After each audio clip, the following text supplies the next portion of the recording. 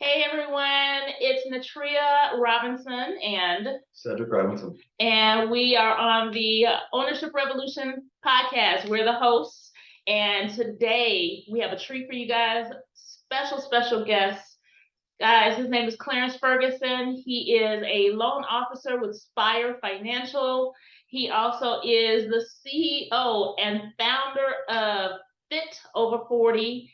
You'll know him as Coach Clarence there. And I haven't known that he is also a Taco Tuesday lover. I mean, he is a diehard Taco Tuesday lover. Is that right, Clarence? That is correct. So we're here to talk about ownership in the area of health and wealth or health and finances, and we're going to get this started.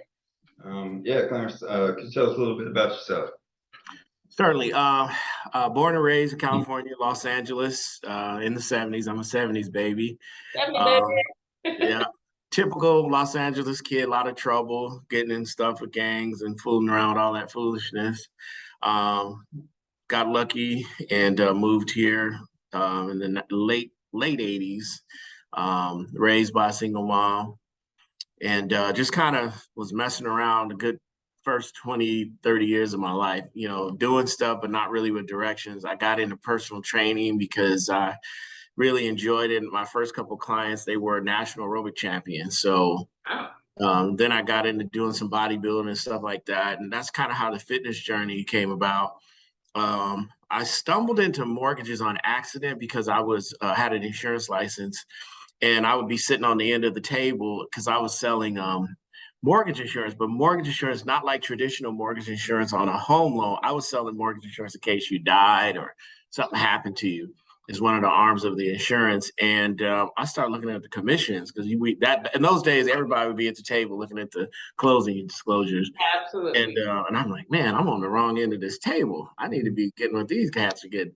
And then, so I did that from 2000, 2008. And obviously, we all know what happened in 2000. The market crashed. And so I got out of it. It was bad. I got a divorce. It was just the early part of 2000 was rough. Yes. And so I just kept training, and I was, referring a lot of loans to just other people, to other guys I knew that were still in the business.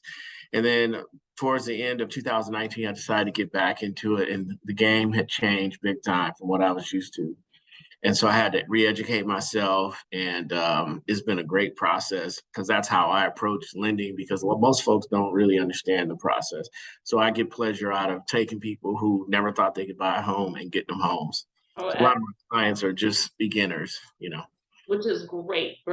And then as far as Fit Over 40, I'm like, what am I going to do? What's my niche going to be? I'm like, everybody's going to go over 40 at some point.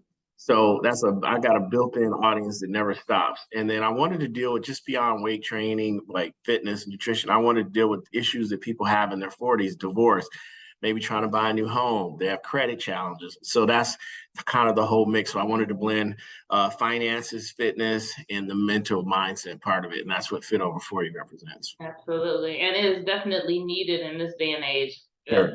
Absolutely. So, since you are in both industries, and I know you do credit and stuff like that as well, which we didn't touch on, but since you're in both industries, like where do you see them headed long term? I know there's been a lot of changes right now in the market as far as from the lending perspective and the real estate perspective as a whole, but also in the health industry as well. There's what keto and all these different diets and weight training, yoga. I mean, there's so much. But where do you see both industries headed? Well, all those are kind of just fad things. Like when you say keto or even yoga, people are always trying to come up with the new thing, but the new thing is just the same. It's just you need to move, you need to eat better, you need to make better choices. The problem with our society and definitely our community is we don't get this information early enough. So you got 20, 30 years of habits. So by the time I get somebody in their 40s, they got a lot of habits and a lot of layers we got to peel back. So the industry is going wherever the dollars are going. So if it's a fad diet, if it's a supplement that someone's going to push. So we just try to do common sense. I'm not going to expect you to come in if you eat whatever you want. I think we lost the signal. Oh, no, we're good. Oh, no. Are we still good? Okay, something. Yeah. Okay. I lost you guys. Okay. Anyway, so where the industry is going is this the next new thing, whatever it is. It could be a diet. Like keto to me is a fad diet. It's really about balancing calories in versus calories out. That's science. So our approach to fitness is science. You got to manage what you eat. We want you to have realistic expectations of, I don't expect you to eat like a fitness person or someone who's going to get on stage. Just what can you manage? What can you make consistent habits? So the industry is always going to be chasing the next fad, but the people who are around who are going to do the best work stick with the basics. As far as the mortgage business, people are always going to buy houses. The best thing you can do is get with somebody like yourself. You do a lot of education. You see, that's what I do. We just educate people, especially our communities. We are not educated. We are always behind the 8 ball. We think renting is great, and we don't realize that we're leaving wealth behind by not buying. And even if you start with something small, but a lot of times I'll have people come in and talk to me and their rent is higher than a mortgage, and they just don't know that. Yeah. They don't know that it's important to get their credit up. So there's a lot of little things that I can do with people, and it builds a legacy that they can pass on to their children. That's where I see the industry going, because honestly, a lot of these things will leave us behind. That's just how this world works. If you're not onto it, you're not on top of it, this world will leave you behind. 100%. I look at it from perspective too, is that you're paying somebody's mortgage. Somebody you are. So would you prefer it be yours at the end of the journey or someone else's? And and there are times when renting, it might be strategic, but if you have a plan, that's fine. Maybe you need to fix your credit, so you have to rent for a little while, but ultimately, there are so many programs you can get in a house for nothing. I mean, you guys probably know this growing up, there weren't DPAs. You had to have a ton of money down. They weren't 3%, deals now. So, and there's some deals, depending if you're in a rural area, you get 100% financing. So there's opportunities to buy a house. There is opportunities. So, we've talked about this week, right? We've talked about this topic of, this is near and dear to my heart. I know it is for you too, Cedric, as well. Disclosure. Oh my God. Well, I mean, okay. So when you're dealing with clients, I think it's something to be said and talk about as far as what you're going to be sharing with the lender, real estate agent. We work together in conjunction. So can you talk a little bit about the disclosure aspect? About 100%. Yep, I definitely can. I'm moving this phone out the way because it's like I had to put it on silent. It's going on. When we are asking questions, we're not trying to be in your business, but in a way we are. Because here's the analogy I give you. If I said, "Hey, Nitra, can I borrow $1?" If you had it, you're not sweating that dollar because what's $1, right? In the big picture. Now, if I said, "Hey, I need you and your husband to give me $100,000," first you're gonna look at me like I'm crazy. But let's say you had it, you would obviously right away have some questions. What do you need that much money for? How are you gonna pay me back? Prove to me that you can pay me back. So when we are talking to clients, we are trying to figure out, can you pay this loan back? So we need to see some stability in the mortgage industry. They want to see a minimum of 2 years. Have you been on a job? How's your credit? You got a bunch of NSS in your account. Have you paid rent on time? Because people say, why are you asking about my savings? That's a lot of information, because they want to see that you set up a pattern that you can provide. If there's an emergency and you can't pay your mortgage, they want to see what you have saved to put away for those rainy day conversations. Yeah. So that's the whole point of getting in your business. And I know in our community, we get a little funny about that, but if you're expecting somebody to give you thousands, hundreds of thousands of dollars, you got to be able to prove you can pay it back. It's just that simple. And it's telling the story. And just for those who are listening or viewing this, think about it from this perspective. What Clarence and other lenders in the industry are doing, they're painting a picture. They're telling a story of you, right? That's a great way to describe it, painting a picture. I tell people also, I'm like an attorney. I'm your attorney. So my job is to make you look good to people who are immediately going to be skeptical of you right out the gate. So my job as an attorney is to say, this person can pay this mortgage. Here's what happened. Maybe they missed a job because this happened, or they have this amount of assets. And I present a case to these underwriters, because I always tell people, underwriters are people who sit in a cubicle most times or a desk, and they have thousands of files, and you're just a number to them.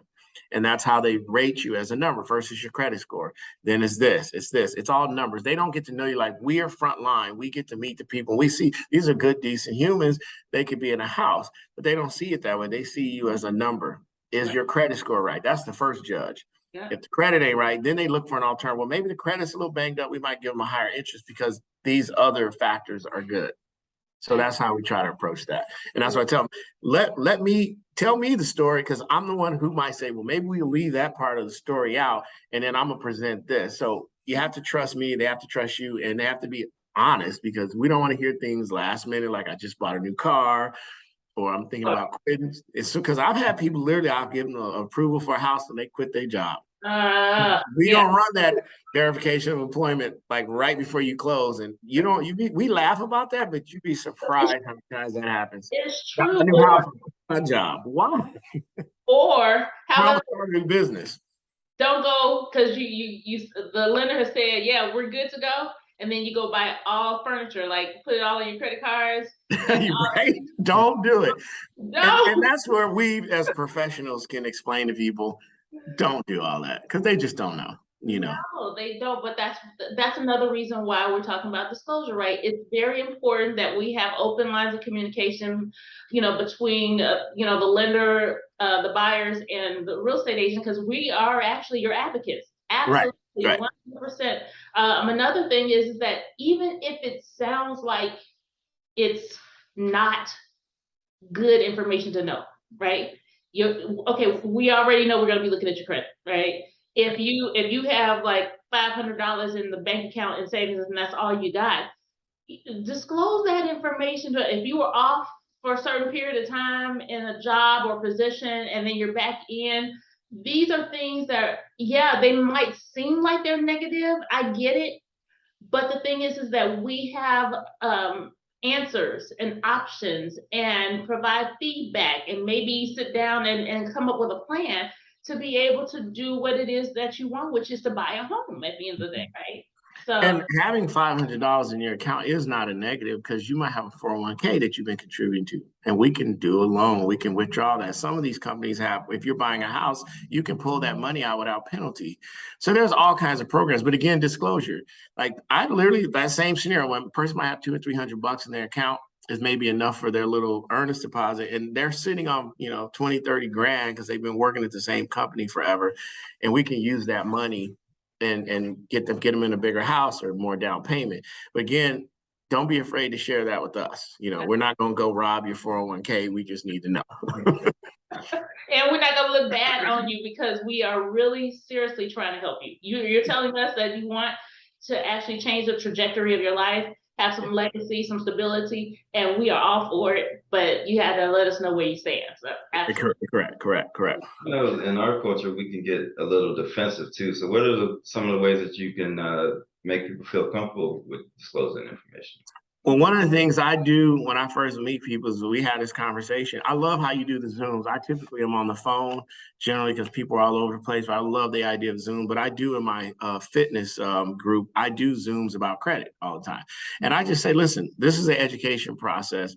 I'm not here to make fun of you, because some people have bad credit and they just don't want to talk about it. And there are solutions to fix it. A lot of times they're embarrassed, they've been turned down, so they get quiet about it. So we said, listen, I have had bad credit.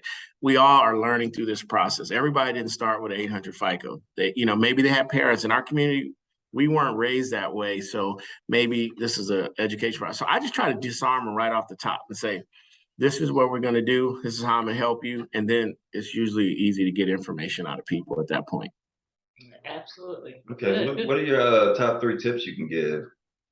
For which subject? What For subject are we talking about? We're talking about lending, right? Help.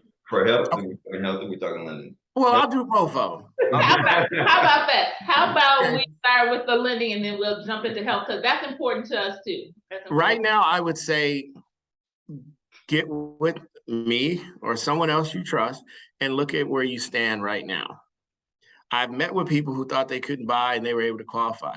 I've met with people who were maybe 60, 90 days out. Now you're giving people hope. If you're planning on buying a house in the next 3 to 6 months, you need to be looking at your scenario now, not when you see a house you want to buy. So I could say to Nitra, hey, I got a great client. I need to give them about 90 days, massage the credit, get them worthy, because I'm going to look at all that stuff that we just discussed now. How much you have saved? Here's what you need to do. Here's what I think you can qualify for, and let's get you in this house. So that's my first tip. Number 2, please put money in the bank, Black folks. Do Yeah. not put your money under the bed or in the safe or at the homie's house. Put it in the bank. I know we have trust issues, and those issues are warranted with this government, but most of the time your money's going to be fine. Put it in the bank, because that's what these people are going to draw from. They want to see that you have the ability to save. And number three, just start getting educated. Read on finances. Start learning how these things work. I offer classes all the time about all these different subjects, how to read a stock market, how to look at investing. Like, these are things we try to teach people. As far as fitness, the first thing is to be honest with yourself. You know how healthy you are, and health is just really being honest with yourself. Just start moving. You ain't got to go join a gym and just bust it out and be doing 10 and 15 hours. Just spend some time doing something. That's what I would say. Just start moving. If you aren't doing anything, start something. It could be walking together. It could be playing basketball. Whatever you do to move, to something that you like. Find something you like to do. And then really start taking a look at your food. And you can sit down with somebody for an hour. We offer consultation. We'll spend thousands of dollars on stuff that doesn't pay us versus I'm going to go pay this person a couple $100 and he's going to tell me how to eat better and make better choices. Because a lot of it's just choices. And we're never saying don't eat this, don't eat that. It's just this is a better alternative. And then the last thing for fitness is just you are where you are, love yourself where you are, and just make better choices. Just get on it from the get. Absolutely. Love Yeah. it. Love it. Good support system, like you two, married, have a good support. If you're single, you got to find a support system, join a group. 100%. 100%. We love it.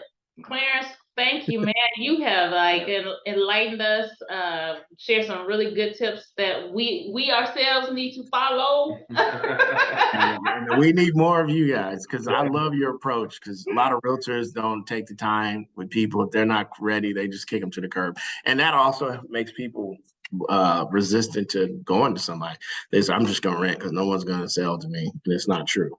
Nope. Is the best thing, best advice I could give is just make sure you know where you stand. It could be 3 years from now that you're going to buy. But the thing is that you have a plan, you have a strategy.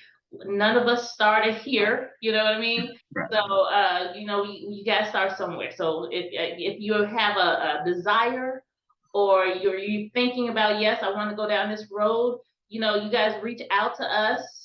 We are here to help.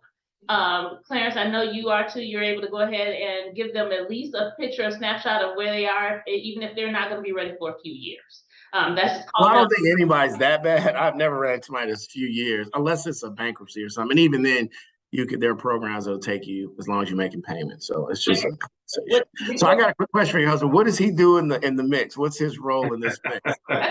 Yes, babe, share. What do I do? You're a partner, so what do you do in her business? The support system. A lot of times I give perspectives from the other side. To your point, I think the biggest thing is to start, because even when we were, getting ready to buy a house, the first thing I say, our credit is not, there's nobody's going to lend us. And she was like, well, you won't know until you find out. There's no need for me to find out. I know what my credit score is. Nobody's going to tell me nothing. I don't know. So then we finally pulled the credit, and the lender's like, oh, 4 or 5 months out, you'll be good. I was like, what? So then you start educating yourself, and you'll be surprised at, the programs that are available now. So I would tell people, just disclose, and you don't know where you're going unless you know where you're at. So. That's true. One real quick point. Right now is the best time for people to be doing, because as the rates change and everything moves, and next year you want to be ready to take advantage, because some of those programs that are more credit friendly will be back on the market, which is going to be amazing. Yeah, and rent's going up. Rent is going up. And sellers are doing a really, I would say, tremendous job of trying to be a little flexible with offering incentives right about now too, with buy downs and all of this, helping with concessions for closing costs. I mean, this is a pretty good time to buy right now. So absolutely. So let's do that. Let's get it started. So like I said, appreciate you. Appreciate you guys. Yeah, awesome. Thank you so much for taking the time out to share with our people, our peeps. So thank you, and we look forward to having you on again sometime, if that's okay. Absolutely. Absolutely, yeah. We're gonna get our one situation going. That's gonna be a success story. Yes, it is. It's gonna be a testimony. Right. Yes. Okay, so share your information so everybody knows. All right. If you want to contact me, it's info@coachclarence.com. If you have a mortgage related question, my phone number is 602-299-9357. Okay. Easiest way to get a hold of me. Thank you. And for us at the Prepared Agent, all platforms, you got it. And we look forward to seeing you guys next week on our podcast, and just follow us on social media. Thanks, All right. Clarence. You guys appreciate it. All right, I'm gonna stop now. Okay.